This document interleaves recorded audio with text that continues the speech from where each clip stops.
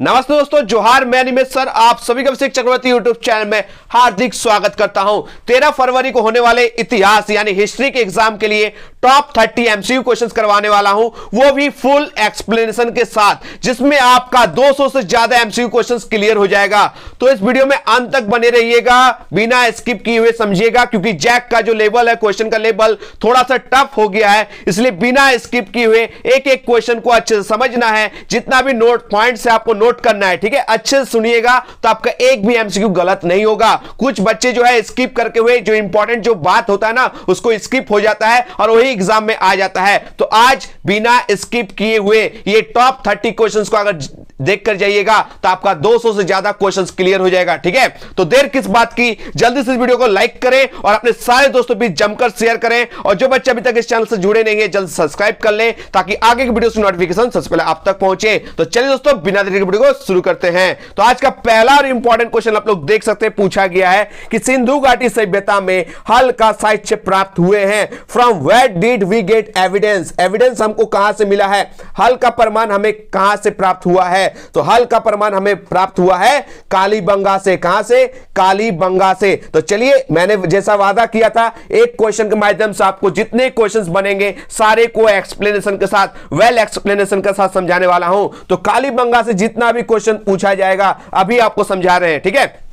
ये जो कालीबंगा है, याद रखिएगा, ये घग्गर नदी के पास है। कहां? घग्गर नदी, ठीक है। और कालीबंगा से याद रखिएगा, खाली हल का ही प्रमाण नहीं मिला है, जूते हुए खेत का भी साक्ष्य मिला है। क्या? हल का प्रमाण तो मिला ही है, साथ ही साथ जूते हुए खेत का साक्ष्य भी मिला है।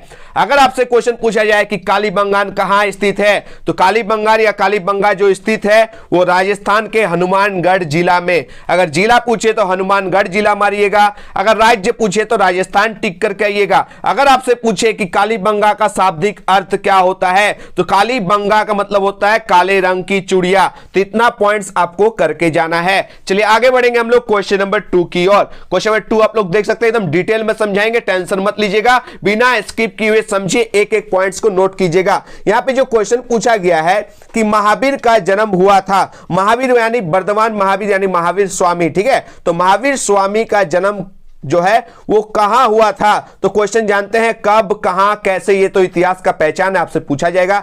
यहां पूछा गया कहां हुआ था, तो ये हुआ था, आप सभी को पता है, वैशाली में। कहां हुआ था? वैशाली में हुआ था। अगर वैशाली ऑप्शन ना मिले तो क्या कीजिएगा? चलिए एक एक चीज महावीर के बारे में डिटेल में आप लोगों को समझाते हैं, ध्यान से सुनिए, अगर इंपॉर्टेंट लगे तो नोट कर लीजिएगा, ठीक है। महावीर स्वामी जो है जैन धर्म के 24वें तीर्थंकर थे। कितनेवें? 24वें, यानी अंतिमवें तीर्थंकर थे। याद रखिएगा, जैन धर्म में टोटल जो तीर्थंकरों की संख्या कितनी है? 24 है। आप सही पता है, जैन धर्म के संस्थापक कौन है? ऋषभदेव है, ठीक है। लेकिन जैन धर्म के अंतिम और 24वें तीर्थंकर का नाम है महावीर स्वामी, ठीक है। तो महावीर स्वामी जैन धर्म के 24वें और अंतिमवें तीर्थंकर थे। इनका जन्म जो है कब हुआ था? 540 ईसा पूर्व में। कब? 540 ईसा पूर्व में हुआ था। कहां हुआ था? कुंडग्राम में हुआ था, यानी वैशाली में हुआ था। अगर वैशाली ऑप्शन में ना मिले तो आपको कुंडग्राम मिलेगा, तो दोनों को नोट कर लीजिएगा, ठीक है। अगर आप लोग वैशाली पढ़ के जाइएगा और वहां ऑप्शन में आपको कुंडग्राम दे देगा ना, तो आप लोग का दिमाग घूम जाएगा। इसलिए अच्छे से समझिए, एकदम वेल एक्सप्लेनेशन के साथ, एकदम ताबड़तोड़ वाला ये वीडियो है, ठीक है, आप लोग के लिए, ठीक है। आप लोग का डिमांड कर रहे थे सर इतिहास बताइए, इतिहास बताइए सर, कहां आप भाग गए हैं, इतिहास नहीं बता रहे हैं, तो लीजिए आप लोग के लिए इतिहास ले आए हैं, ठीक है। तो याद रखिएगा, इनका जन्म हुआ था 540 ईसा पूर्व में, कुंडग्राम यानी वैशाली में हुआ था। आपसे अगर क्वेश्चन पूछे कि महावीर का बचपन का नाम क्या था, तो बचपन का नाम था वर्धमान, ठीक है। इसलिए आप याद कर लीजिएगा, वर्धमान महावीर। क्या नाम? वर्धमान महावीर। महावीर के बचपन का नाम वर्धमान था। इनके पिता का नाम था सिद्धार्थ। क्या नाम था इनके पिता का नाम? सिद्धार्थ नाम था, जो ज्ञात्रिक कुल के सरदार थे, ठीक है। और माता का नाम था त्रिशला। मां का नाम क्या था? त्रिशला, जो राजा चेटक की बहन थी। और पत्नी का नाम था यशोदा। पत्नी का नाम यशोदा था। इनकी एक पुत्री हुई थी, यानी बेटी हुई थी, जिनका नाम था अनुजा प्रियदर्शनी, ठीक है। अगर क्वेश्चन आए कि कितने वर्ष में इन्होंने गृह त्याग किया था, याद रखिएगा 30 वर्ष की उम्र में। कितने वर्ष में? 30 वर्ष की उम्र में माता पिता की मृत्यु के पश्चात उन्होंने अपने बड़े भाई नंदीवर्धन से, किनसे? अपने बड़े भाई नंदीवर्धन से अनुमति लेकर गृह त्याग किया था, यानी सन्यासी जीवन को स्वीकारा था।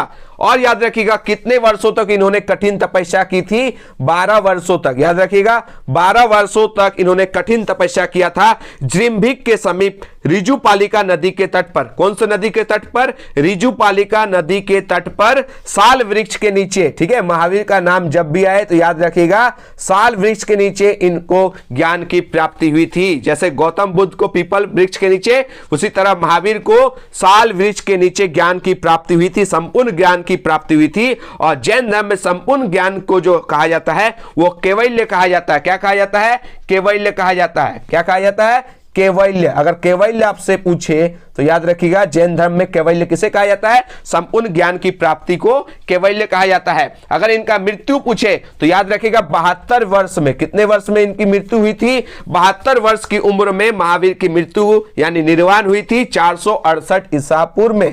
468 ईसा पूर्व में 468 याद रखिए। ठीक है, तो 468 ईसा पूर्व में बिहार राज्य के पावापुरी में इनका निर्वाण हुआ था, इनका मृत्यु हुआ था। याद रखिएगा। ठीक है, जन्म पूछे तो 540, जन्म पूछे तो 540 ईसा पूर्व और मृत्यु पूछे तो 468 ईसा पूर्व। याद कर लीजिएगा। ठीक है, चलिए दोस्तों नेक्स्ट क्वेश्चन की ओर बढ़ते हैं हम लोग। क्वेश्चन नंबर 3 बहुत ही इंपॉर्टेंट क्वेश्चन है कि महाभारत का जो युद्ध हुआ था वो कितने दिनों तक चला था? तो ये कितने दिनों तक चला था? आप सही पता है 18 दिनों तक चला था। कितने दिनों तक चला था? 18 दिनों तक चला था। तो आपसे पूछा गया कितने दिनों तक चला था, तो यह भी पूछा जाता है कहां चला था? तो कुरुक्षेत्र के मैदान में। अगर मैदान पूछे तो आप लोग टिक करके आइएगा कुरुक्षेत्र के मैदान में। और आप सही पता है महाभारत की रचना किसने किया था? श्री वेदव्यास ने। किसने? श्री वेदव्यास ने। और आप सही पता है ये जो युद्ध हुआ था 18 दिनों तक चला था, कुरुक्षेत्र के मैदान में चला था। किनके किनके बीच में हुआ था? कौरव और पांडवों के बीच में हुआ था, जिसमें विजयी कौन हुए थे?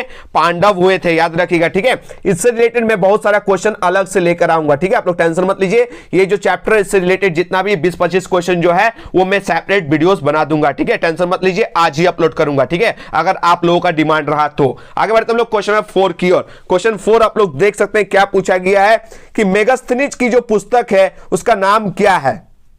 तो मेगास्थनीज की जो पुस्तक का नाम है उस पुस्तक का नाम है इंडिका। क्या नाम है दोस्तों? इंडिका नाम है पुस्तक का। मेगास्थनीज जो है वो सेल्यूकस निकेटर, याद रखिएगा आपसे इंपॉर्टेंट क्वेश्चन पूछा जा सकता है। ये जो मेगास्थनीज है ये सेल्यूकस निकेटर का राजदूत था। किनका राजदूत था?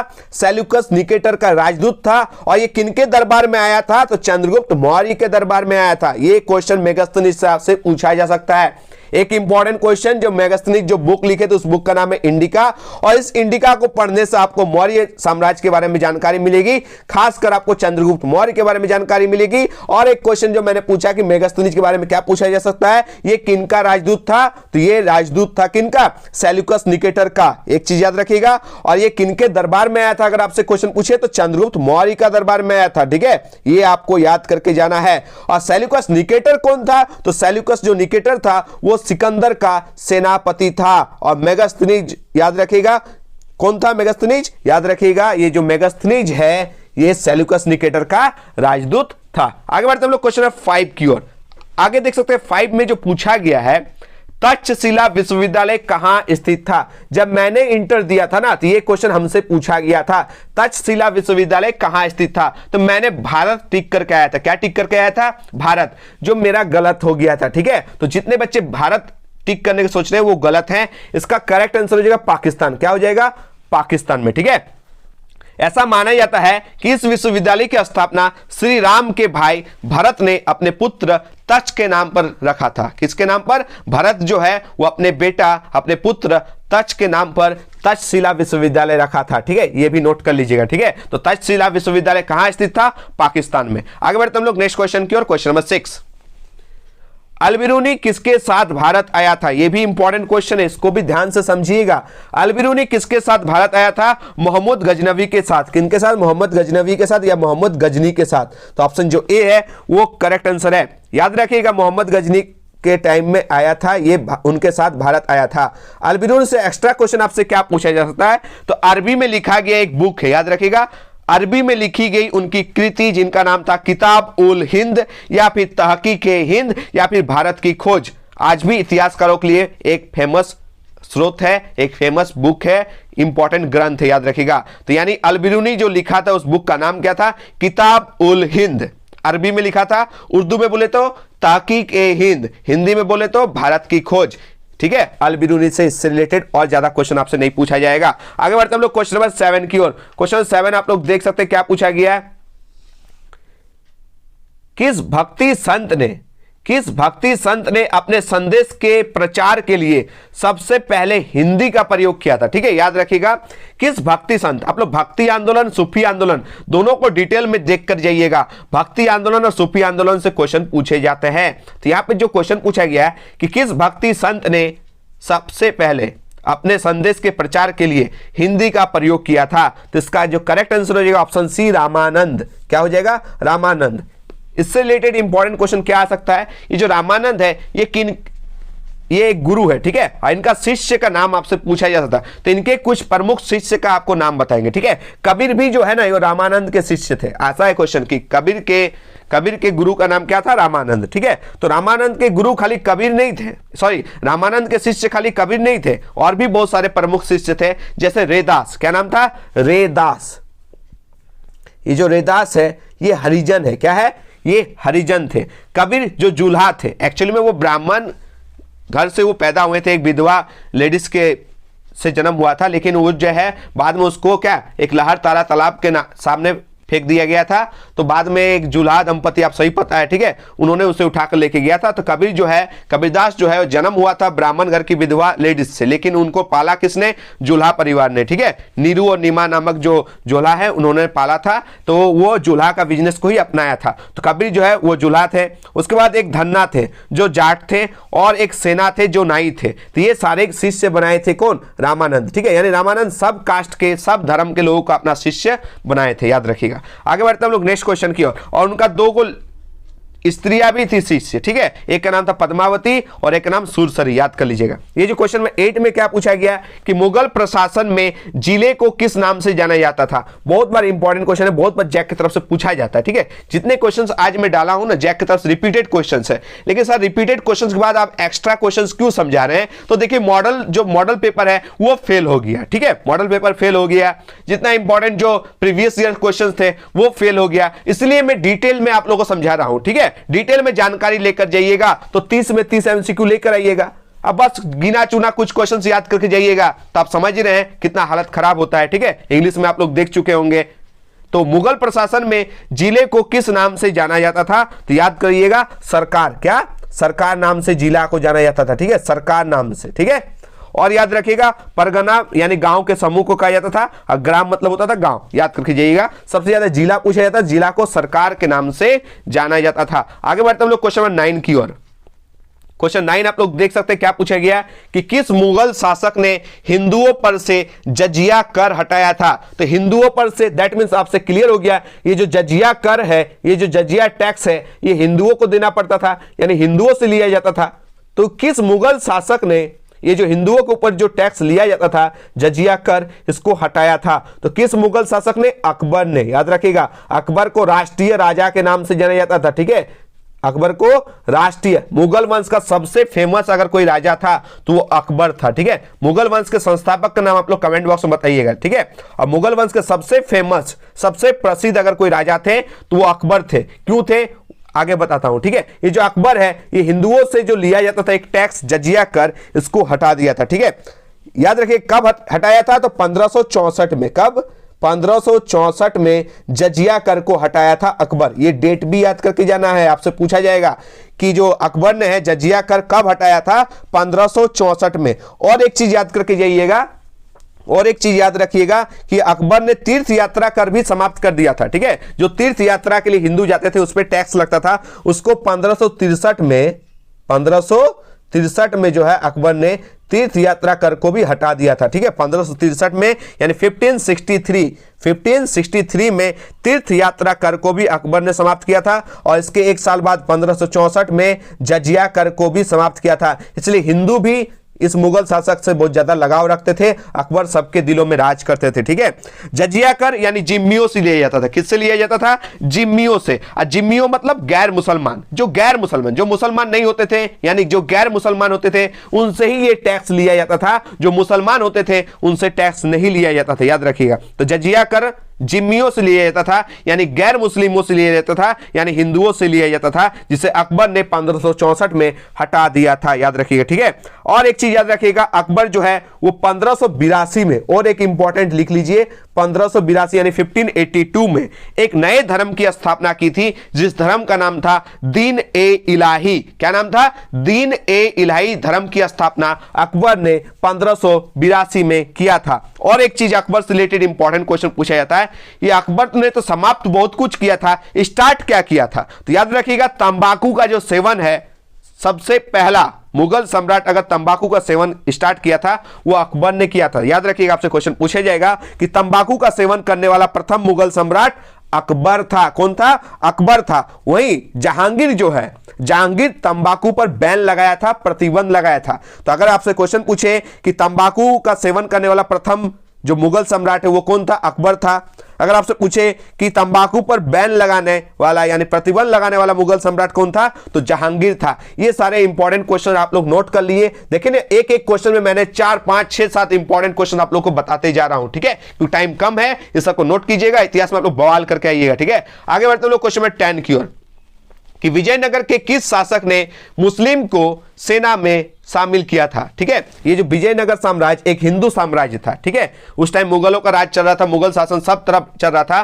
तो सही पता है, उस टाइम एकमात्र हिंदू जो साम्राज्य था वो विजयनगर साम्राज्य था। तो विजयनगर साम्राज्य के यानी विजयनगर के किस शासक ने मुस्लिमों को सेना में शामिल किया था? ये इंटरेस्टिंग क्वेश्चन है, और ये आप लोग याद रखिएगा, देवराय द्वितीय। क्या? देवराय द्वितीय इज द करेक्ट आंसर, इसको नोट कर लीजिएगा। फरिश्ता के अनुसार देवराय द्वितीय ने अपनी सेना में 2000 कितना हजार 2000 जो है मुसलमानों को सेना में भर्ती किया था और उन्हें जागीरें भी दी थी। और याद रखिएगा, संगम वंश, कौन सा वंश? देखिए विजयनगर साम्राज्य में संगम वंश, सुलू वंश, तुलु वंश, ये सारे वंश थे। तो विजयनगर में संगम वंश के सबसे प्रतापी राजा का नाम था देवराय द्वितीय। फारसी जो राजदूत थे अब्दुल रज्जाक, देवराय द्वितीय के शासनकाल में विजयनगर आया था, ठीक है। आपसे क्वेश्चन पूछा जा सकता है कि फारसी राजदूत अब्दुल रज्जाक किसके शासनकाल में विजयनगर आया था? देवराय द्वितीय के शासनकाल में, ठीक है। और आप सही पता है, विजयनगर साम्राज्य का सबसे प्रसिद्ध राजा अगर कोई था वो कृष्णदेवराय था। उससे रिलेटेड क्वेश्चंस मैं आगे बताऊंगा, ठीक है। आगे बढ़ते हम लोग क्वेश्चन नंबर 11 की ओर। अगर ये वीडियो जो आपको थोड़ा भी हेल्पफुल लग रहा है, थोड़ा भी इंफॉर्मेटिव लग रहा है, काम का लग रहा है, तो प्लीज लाइक कीजिएगा और जमकर अपने सारे दोस्तों पे शेयर कीजिएगा, ठीक है। जैसा लाइक देखने को मिलेगा तभी मैं इतिहास का नेक्स्ट वीडियो लेकर आऊंगा। आप लोगों की रुचि को देखकर, आप लोगों के इंटरेस्ट को देखकर कि आप लोगों को मेरे साथ इतिहास पढ़ना पसंद आ रहा है कि नहीं आ रहा। अगर पसंद आ रहा है तो आप लोग कमेंट बताइएगा, हाँ सर मुझे इतिहास आपका वाला समझ में आ रहा है, प्लीज और कंटिन्यू वीडियो दीजिए, तो मैं जरूर दूंगा, ठीक है। टाइम निकाल कर आप लोगों के लिए इतिहास का इंपॉर्टेंट कंटेंट का वीडियो लेकर आऊंगा, ठीक है। तो ये जो क्वेश्चन 11 पूछा गया है कि ब्रिटिश शासनकाल में भारत में धन प्रवास का सिद्धांत किसने प्रतिपादित किया था? Who was the exponent of theory of economic drain of India during the British rule? तो आप सही पता है, इसका जो करेक्ट आंसर हो जाएगा क्या हो जाएगा? Dadabhai Naoroji is the correct answer, option B is the correct answer, ठीक है। दादा भाई नौरोजी ने अपनी पुस्तक poverty and un British rule in India में धन के निष्कासन के सिद्धांत का वर्णन किया था। यह जो बुक है 1901 में पब्लिश हुई थी, 1901 में पब्लिश हुई थी ये बुक, ठीक है। आगे बढ़ते हम लोग क्वेश्चन नंबर 12 की ओर। क्या पूछा गया क्वेश्चन नंबर 12 में? तो इससे रिलेटेड एक ना एक क्वेश्चन आपसे एकदम फंसने वाला है, तो जितना इंपॉर्टेंट क्वेश्चन मैं एक एक करके डिस्कस करूंगा, ठीक है। और बाद में तो हर एक चैप्टर का अगर टाइम मिले तो हर एक चैप्टर का डिटेल वीडियो आएगा, ठीक है। कुछ कुछ बच्चे एक वीडियो देखकर चले जाते हैं, वो तो सर आपका कुछ भी नहीं है, 2-4 क्वेश्चन मुश्किल से है। तो आप लोग को समझना होगा, स्किप किए हुए देखना है ना तो मत देखिए, ठीक है, दूसरी जगह देख सकते हैं। यहां आपको एक एक टॉपिक को समझाया जा रहा है, ठीक है। तो आप लोग को सुनना चाहिए, समझना चाहिए। क्वेश्चन लेवल तो हार्ड हो गया, टफ हो गया, तो जो बच्चे रेगुलर बच्चे होते हैं जो समझते हैं उनका एग्जाम कहीं ना कहीं अच्छा होता है, ठीक है। तो 1857 ईस्वी के विद्रोह का नेतृत्व जो है वो लखनऊ से किया था, ठीक है। तो यहां पर लखनऊ की जगह चेंज करके झांसी भी आ सकता है, वो तो किस्मत की बात है। ये क्वेश्चन अगर करके जाइएगा क्या यही आएगा? गारंटी तो नहीं है। लखनऊ की जगह आपको कानपुर दे देगा, लखनऊ की जगह आपको क्या देगा? झांसी दे देगा, कानपुर दे देगा, जगदीशपुर दे देगा, दिल्ली दे देगा, कुछ भी दे सकता है, लेकिन क्वेश्चन एक तो फंसेगा। और आप लोग को कहना है कि सर आप लखनऊ बोले थे तो लखनऊ ही आना था, ये क्यों नहीं आया? तो आपको समझना है भाई कि ये जो क्वेश्चन है इस तरह के क्वेश्चन पूछे जाते हैं तो लखनऊ ही पूछे जाएगा, कोई गारंटी नहीं है। तो जितने भी क्वेश्चन पूछे जाएंगे मैं आप लोग को बैक टू बैक समझाऊंगा, ठीक है? तो समझिए, ये जो 1857 की जो क्रांति हुई थी, ये जो विद्रोह हुआ था, इसमें लखनऊ का लीड रोल कौन कर रहा था, इसका नेतृत्व कौन कर रहा था? तो लखनऊ से जो लीड रोल कर रही थी वो बेगम हजरत महल। कौन? Begum Hazrat Mahal is the correct answer, ठीक है? तो याद कर लीजिएगा। और झांसी से पूछे, अगर पूछे क्वेश्चन में कि 1857 की क्रांति में, विद्रोह में का जो नेतृत्व है वो झांसी से कौन कर रही थी? तो झांसी से झांसी की रानी यानी लक्ष्मीबाई कर रहे थे। कानपुर से नाना साहेब कर रहे थे। जगदीशपुर से वीर कुंवर सिंह कर रहे थे। दिल्ली से बहादुर शाह जफर कर रहे थे। याद रखिएगा, मैं फिर एक बार रिपीट कर देता हूं, नोट कर लीजिएगा। लखनऊ से कौन कर रहे थे? लखनऊ से बेगम हजरत महल कर रहे थे। रानी लक्ष्मीबाई कहां से कर रही थी? झांसी से, याद रखिएगा, ठीक है? और कानपुर से नाना साहब और तात्या टोपे कर रहे थे, ठीक है? और वीर कुंवर सिंह कहां से कर रहे थे? जगदीशपुर से कर रहे थे, याद रखिएगा, ठीक है? और दिल्ली से बहादुर शाह जफर कर रहे थे, इसको नोट कर लीजिएगा। और 10 मई 1857 को मेरठ में इस क्रांति की शुरुआत हुई थी। अगर पूछे कि 1857 की क्रांति कब और कहां से शुरू हुई थी तो 10 मई, नोट कर लीजिएगा, 10 मई को, ठीक है? कहां से? 10 मई 1857 को मेरठ से इस क्रांति की शुरुआत हुई थी और इस क्रांति का प्रतीक चिन्ह था रोटी और खिलता हुआ कमल। याद कर लीजिएगा। आगे बढ़ते हम लोग क्वेश्चन नंबर 13 की ओर। क्या पूछा गया क्वेश्चन नंबर 13 में?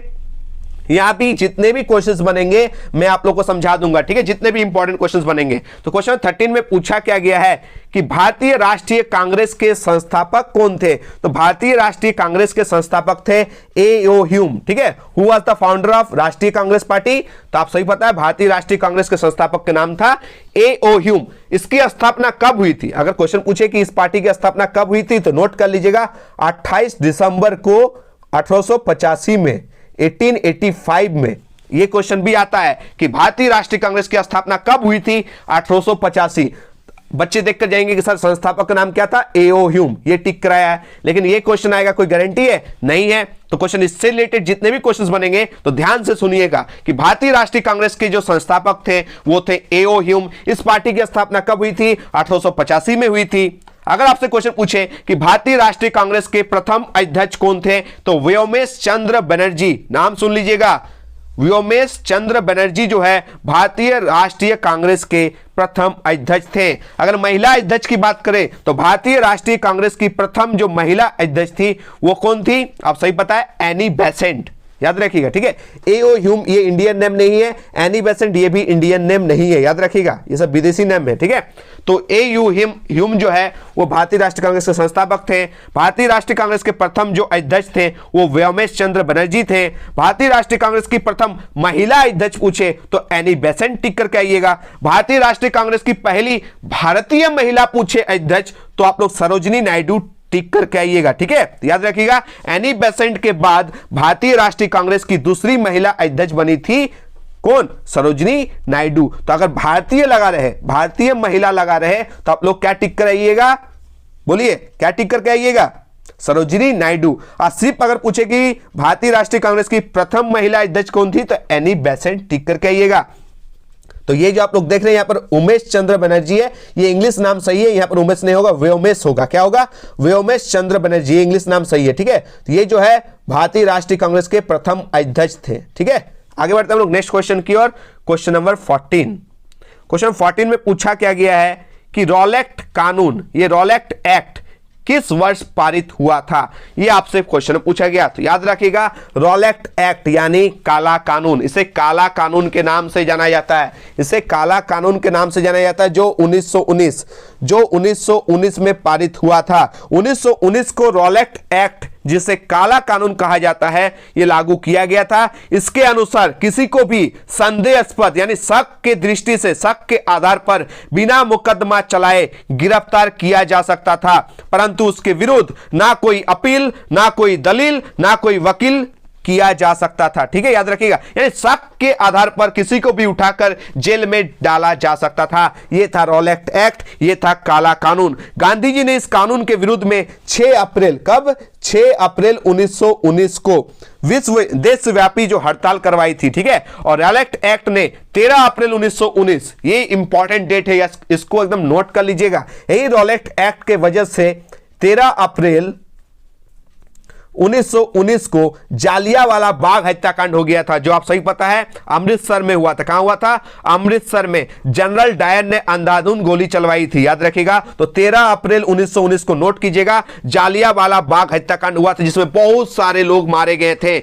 बहुत घिनौना ये कांड था। ठीक है, ये अभी भी इसका जो है, अगर इतिहास पढ़िएगा तो आप लोग का जो है ना, आप लोग कांप उठेंगे। ठीक है, जनरल डायर जो है बहुत सारे सेना को लेकर, वो जो अमृतसर में जो मेला हुआ था बैसाखी के दिन, उस दिन जाकर अंधाधुंध गोली चलवाई थी, जिसमें बहुत सारे भारतीयों की जान गई थी। इस कांड के बाद महात्मा गांधी ने केसर ए हिंद की उपाधि जो है वो वापस लौटा दी थी। याद रखिएगा, आपसे क्वेश्चन पूछा जा सकता है कि महात्मा गांधी ने केसर ए हिंद की उपाधि क्यों लौटा दी थी? ये जालियांवाला बाग हत्याकांड के विरोध में। और रविंद्रनाथ टैगोर ने अपना जो उपाधि था सर का, वो सर वाले उपाधि को वो वापस कर दिए थे अंग्रेजों को, याद रखिएगा। ठीक है, इसी कांड के वजह से 13 अप्रैल 1919 जो है, ये रॉलेट एक्ट की वजह से इतना बड़ा कांड हुआ था, इतना बड़ा दुर्घटना हुआ था। इसे काला कानून के नाम से जाना जाता है। आगे बढ़ते हम लोग क्वेश्चन 15 की ओर। भारतीय राष्ट्रीय कांग्रेस के प्रथम महिला अध्यक्ष कौन थी? मैंने जस्ट समझाया था, जब प्रथम महिला अध्यक्ष पूछे तो आप लोग टिक करके आइएगा। क्या इसको टिक करके आना है? Annie Besant. क्या टिक करके आना है? Annie Besant. लेकिन यहां पर आपसे अगर क्वेश्चन पूछा जाए कि भारतीय राष्ट्रीय कांग्रेस के प्रथम भारतीय महिला, प्रथम भारतीय महिला अगर पूछे तो भारतीय महिला पूछे तो एनी बेसेंट नहीं, सरोजनी नायडू टिक करके आइएगा। लेकिन प्रथम महिला पूछे तो आप लोग को एनी बेसेंट टिक करके आना है। लेकिन प्रथम भारतीय महिला पूछे तो सरोजनी नायडू, जो आप सही पता है नाइटिंगेल ऑफ इंडिया के नाम से फेमस है। आगे बढ़ते हम लोग क्वेश्चन नंबर 16 की ओर। क्वेश्चन 16 आप लोग देख सकते हैं कि सिंधु घाटी सभ्यता की जुड़वा राजधानी का नाम बताएं। तो जुड़वा राजधानी आप सही पता है हड़प्पा और मोहनजोदड़ो। ये जो जुड़वा राजधानी का जो टैग है, ये किसने दिया था? पिग्गट ने। किसने दिया था? पिग्गट ने दिया था। ठीक है, पिग्गट ने दिया था। किसने दिया था? पिग्गट ने हड़प्पा और मोहनजोदड़ो को एक विस्तृत साम्राज्य की जुड़वा राजधानी दिया था। आप लोगों से क्वेश्चन है, आप लोग कमेंट बताइएगा हड़प्पा की खोज किसने और कब की थी, और मोहनजोदड़ो की खोज किसने और कब दी थी। क्योंकि मैंने हड़प्पा से जितने भी इंपॉर्टेंट क्वेश्चन है ऑलरेडी इसका एमसीक्यू टाइप क्वेश्चन का वीडियो अपलोड कर चुका हूं। ठीक है, आगे बढ़ते हम लोग क्वेश्चन नंबर नेक्स्ट 17 की ओर। क्वेश्चन 17 आप लोग देख सकते हैं क्या पूछा गया है। पूछा गया महात्मा बुद्ध, आप सही को मैंने महावीर स्वामी के बारे में बता दिया था। यहां पर क्वेश्चन पूछा गया महात्मा बुद्ध यानी गौतम बुद्ध के बारे में बताया गया है। आप सही पता है बौद्ध धर्म के जो संस्थापक थे वो गौतम बुद्ध थे। तो ये जो क्वेश्चन पूछा गया महात्मा बुद्ध का जन्म हुआ था तो कहां हुआ था? आप सही पता है लुम्बिनी में हुआ था। कहां हुआ था? लुम्बिनी। तो लुम्बिनी ठीक कीजिएगा। चलिए डिटेल में बताते हैं। गौतम बुद्ध का जो जन्म हुआ था वो 563 में हुआ था, 563 ईसा पूर्व में हुआ था। ठीक है, कपिलवस्तु के लुम्बिनी में। अगर आपसे लुम्बिनी की जगह कपिलवस्तु पूछते तो आप लोग कपिलवस्तु टिक करके आइएगा। ये कपिलवस्तु ये लुम्बिनी है कहां? ये नेपाल में है। कहां है? नेपाल। तो महात्मा बुद्ध का जन्म अगर देश के बारे में पूछा जाए तो नेपाल टिक करके आइएगा, भारत टिक नहीं करना है। ठीक है, यहां पर गलत हो जाइएगा।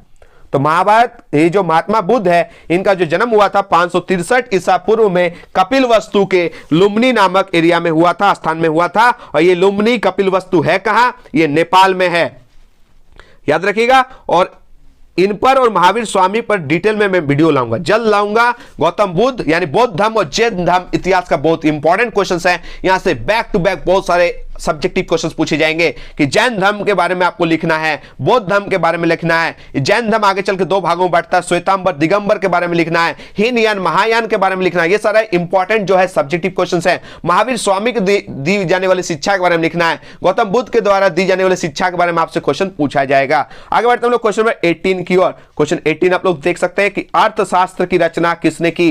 तो अर्थशास्त्र वाले, इकोनॉमिक्स वाले आप लोग सभी एडम स्मिथ टिक करके आइएगा, नहीं करना है। ये इकोनॉमिक्स वो इकोनॉमिक्स नहीं है। ये अर्थशास्त्र एक बुक है जिससे इकोनॉमिक्स का कोई लेना देना नहीं है। इस बुक का लेना देना है पॉलिटिकल साइंस से। ठीक है, तो अर्थशास्त्र एक बुक का नाम है। इस बुक के जो लेखक है और कोई नहीं, चाणक्य है। कौन है? चाणक्य है, जो चंद्रगुप्त के दरबार में आप सही पता महामंत्री थे। तो चाणक्य का नाम और दो को पूछा जा सकता है कि चाणक्य का और दो नाम क्या था, तो आप सही, मैंने एक ट्रिक दिया था, विको क्रीम। कौन कौन लगाते हैं बताइएगा, ठीक है, और कौन कौन सा क्रीम लगाते हैं।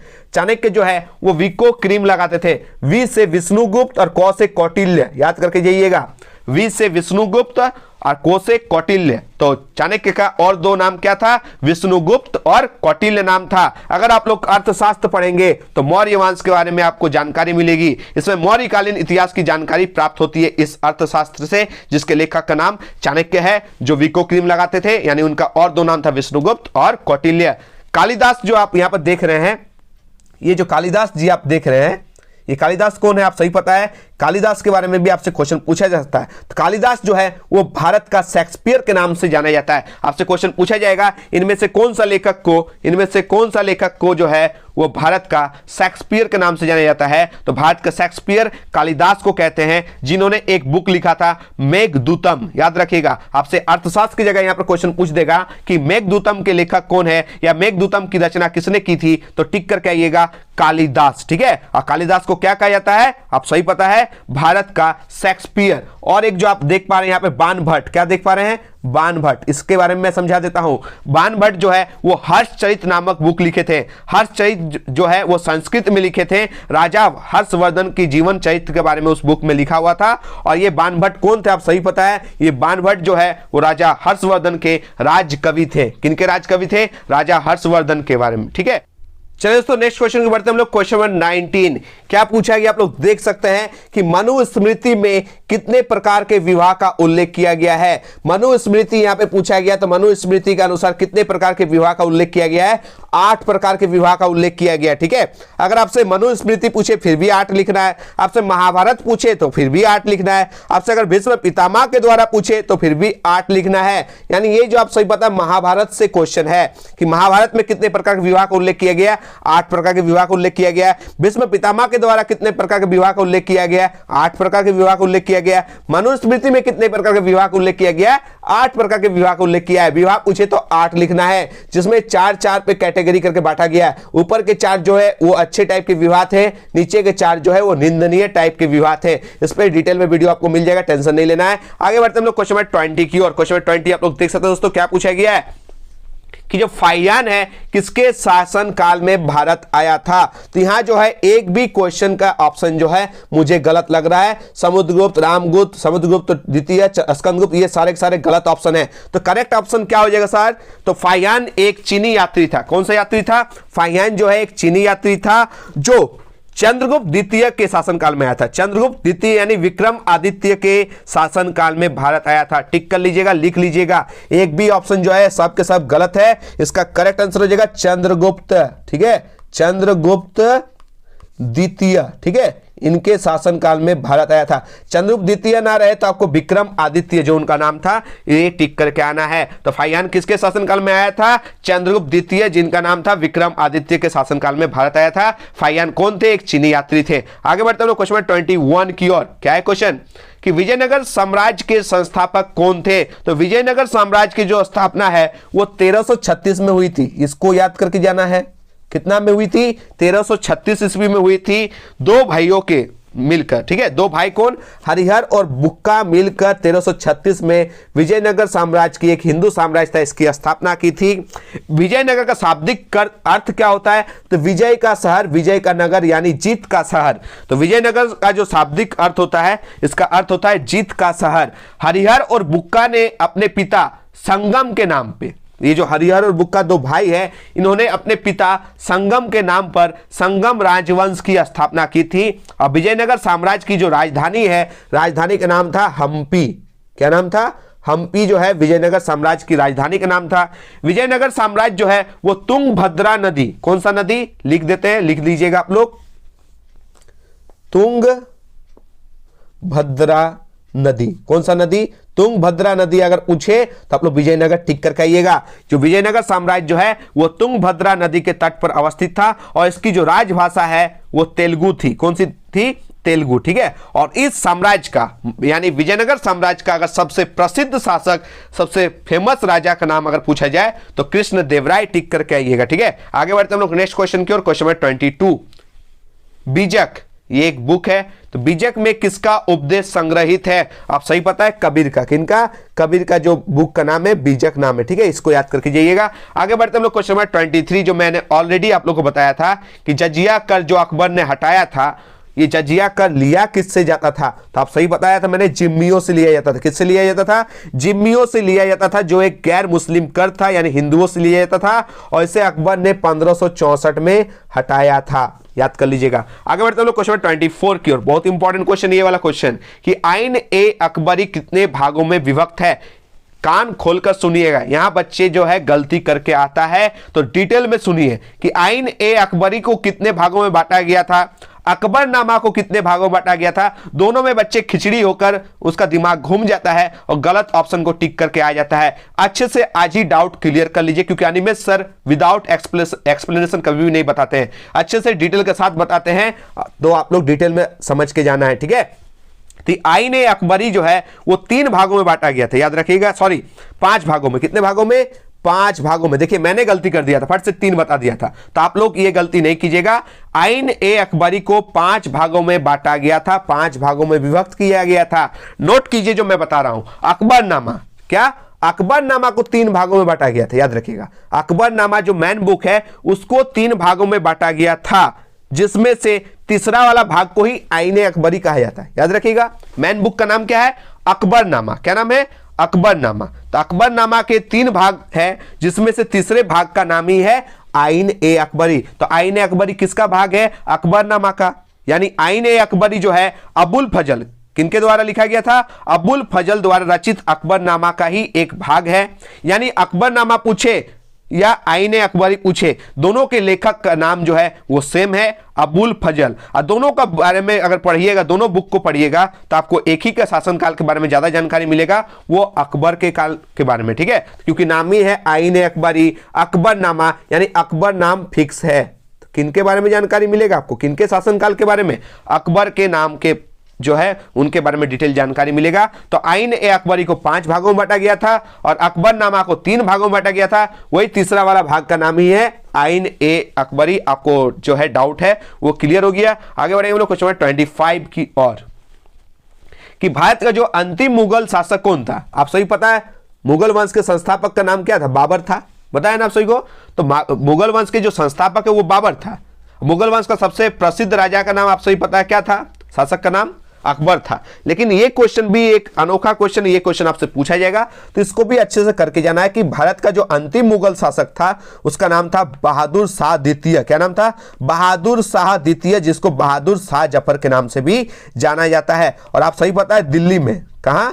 दिल्ली में 1857 की जो क्रांति का लीड रोल किया था यही किए थे बहादुर शाह जफर। दिल्ली से 1857 की क्रांति का नेतृत्व किया था, मैंने बताया था ना। तो ये क्वेश्चन को करके जाना है कि भारत का मुगल वंश जो अंतिम मुगल शासक कौन था? बहादुर शाह जफर थे या बहादुर शाह द्वितीय थे, जो दिल्ली से 1857 की क्रांति का नेतृत्व किए थे। आगे बढ़ते हम लोग क्वेश्चन 26 की ओर। क्या पूछा गया आप लोग देख सकते हैं।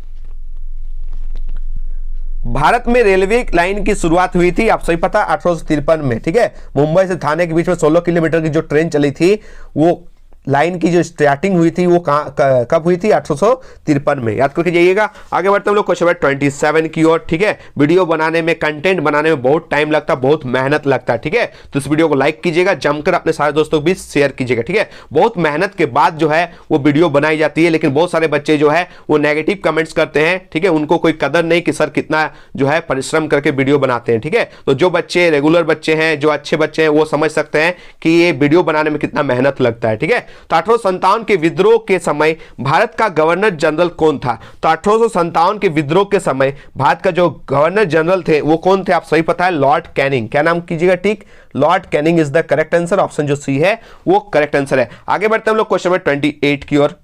क्या पूछा गया आप लोग देख सकते हैं कि भारतीय राष्ट्रीय कांग्रेस के प्रथम अधिवेशन की अध्यक्षता किसने किया था? तो मैंने बताया था जो भारतीय राष्ट्रीय कांग्रेस के प्रथम अध्यक्ष थे, प्रथम अध्यक्ष कौन थे?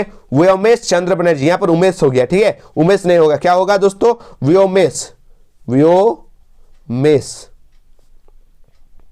चंद्र बनर्जी, जो भारतीय राष्ट्रीय कांग्रेस के प्रथम अध्यक्ष थे। उन्होंने ही भारतीय राष्ट्रीय कांग्रेस के प्रथम जो अधिवेशन की अध्यक्षता की थी। तो ऑप्शन टी बी जो है वो टिक करके आइएगा, नाम को थोड़ा सा सुधार लीजिएगा।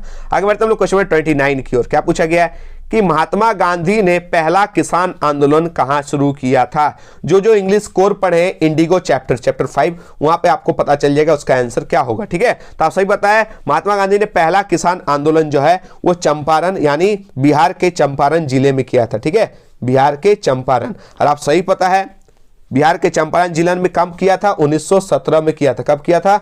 1917 में किया था। गांधी जी के नेतृत्व में भारत में किया गया यह पहला सत्याग्रह था। इसमें बिहार के राजकुमार शुक्ला ने भरपूर साथ दिया था। याद रखें ना, इंपॉर्टेंट कैरेक्टर था इंडिगो चैप्टर के राजकुमार शुक्ला, तो इसको याद कर लीजिएगा। आज का लास्ट और अंतिम क्वेश्चन आप लोग देख सकते हैं, डिटेल में बता रहा, क्योंकि ये क्वेश्चन 30 जो है सिर्फ 30 नहीं था, 200 प्लस एमसीक्यू का सीरीज था जो मैंने अच्छे से आप लोगों को समझा दिया। ठीक है, तो भारत के संविधान का जो पिता है वो किन्हें कहा जाता है? आप सही पता है, भारत के जो संविधान के जो जनक है या पिता है वो और कोई नहीं, डॉक्टर BR अम्बेडकर है। आपसे क्वेश्चन पूछा जा सकता है कि डॉक्टर BR अम्बेडकर जो है वो किस समिति का अध्यक्ष थे? तो प्रारूप समिति, ड्राफ्टिंग कमेटी। ठीक है, प्रारूप समिति के अध्यक्ष थे। 9 दिसंबर 1946, कब? 9 दिसंबर 1946 को संविधान सभा की प्रथम बैठक हुई थी। सभा के सबसे बुजुर्ग सदस्य यानी डॉक्टर सच्चिदानंद सिन्हा को सभा का अस्थायी अध्यक्ष चुना गया था। 11 दिसंबर 1946 को डॉक्टर राजेंद्र प्रसाद को संविधान सभा का अस्थायी अध्यक्ष चुना गया था। आप लोग कमेंट बॉक्स में बताइएगा कि संविधान बनने में कितना समय लगा था। ठीक है, और क्या क्या चाहते हैं, क्या यह वीडियो आप लोग को अच्छा लगा, मेरे साथ इतिहास पढ़ने में आप लोग को कैसा लग रहा है, कमेंट बॉक्स में जरूर बताइएगा। अगर थोड़ा सा भी हेल्पफुल जो है ये वीडियो आपको लिए साबित हो रही है तो प्लीज इस वीडियो को लाइक कीजिएगा, जमकर अपने सारे दोस्तों प्लीज शेयर कीजिएगा, एक प्यारा सा जरूर कमेंट कीजिएगा, और किस किस टॉपिक पे चाहते हैं आप लोग कमेंट बॉक्स में बताइएगा। मिलते हैं एक नए धाकड़ वीडियो के साथ। धन्यवाद, जय हिंद।